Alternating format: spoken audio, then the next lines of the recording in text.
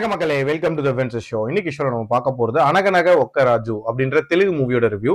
தமிழ் டப்பிங்கோட நெட்ஃபிளிக்ஸ்ல அவைலபிளா இருக்கு. இந்த படத்துல நவீன் பாலிஷெட்டி தான் லீட் கேரக்டர் பிளே பண்ணிருக்காரு. இந்த படம் ஒரு ஃபன் ஃபீல்டு காமெடி என்டர்டெய்னரா கொடுக்க முயற்சி பண்ணிருக்காங்க. இந்த படத்தோட கதை அப்படின்னு பாத்தீங்கன்னா, ஒரு வாழ்ந்து கட்ட ராஜ பரம்பரையோட வாரிசு தான் நம்ம ஹீரோ. பிரசன்ட்ல வந்து ஒண்ணுமே இல்லாம தான் இருக்காரு. இருந்தாலும் அந்த ராஜாக்கான தோரணையோட இருக்கணும் அப்படின்னு நினைக்கிறாரு. இன்ஃபேக்ட் நிறைய இடங்கள்ல மொக்க தான் வாங்குறாரு. அது மாதிரி ஒரு கல்யாண வீட்டுல போய் மொக்க வாங்கிடுறாரு.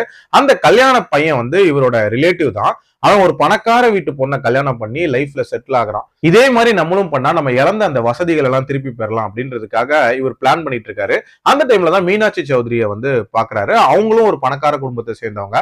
சோ அவங்கள ஸ்கெட்ச் போட்டு எப்படி மடக்கிறாரு, அவங்கள கல்யாணம் பண்ணாரா, அதுக்கப்புறம் என்ன மாதிரியான பிரச்சனைகள் வருது, டுவர்ட்ஸ் தென் என்ன ஆகுது அப்படின்றத அந்த படத்தோட கதை. இந்த படத்தை பொறுத்த வரைக்கும் ஒரு கம்ப்ளீட் என்டர்டெய்னரா கொடுக்கணும் அப்படின்ற ஒரு மோட்ல தான் இந்த படத்தை பிளான் பண்ணிருக்காங்க.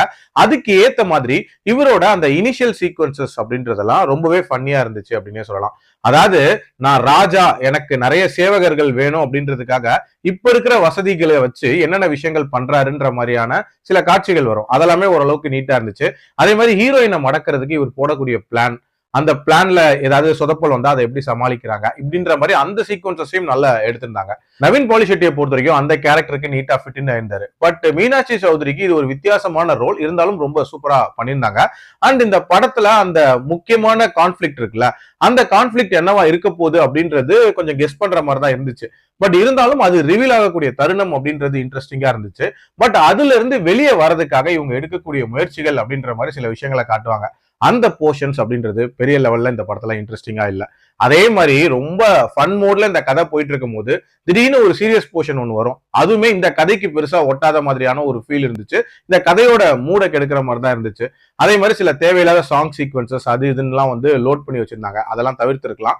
ஓவரால் ஒரு 100% கம்ப்ளீட் என்டர்டெய்னர் அப்படின்ற மாதிரி பிளான் போட்டிருக்காங்க. அதுல ஒரு 60% சக்சஸ் ஆயிட்டாங்க. இன்னுமே ஒரு 40% பெட்டரா இருந்திருக்கலாம். பட் கண்டிப்பா ட்ரை பண்ணி பார்க்கலாம். என்னோட ரேட்டிங் 2.8 அவுட் ஆஃப் 5. அடல் கண்டென்ட்லாம் பெருசா இல்ல, தாராளமா பார்க்கலாம். மீண்டும் அடுத்த விமர்சனத்தில் சந்திக்கிறேன். நன்றி, வணக்கம்.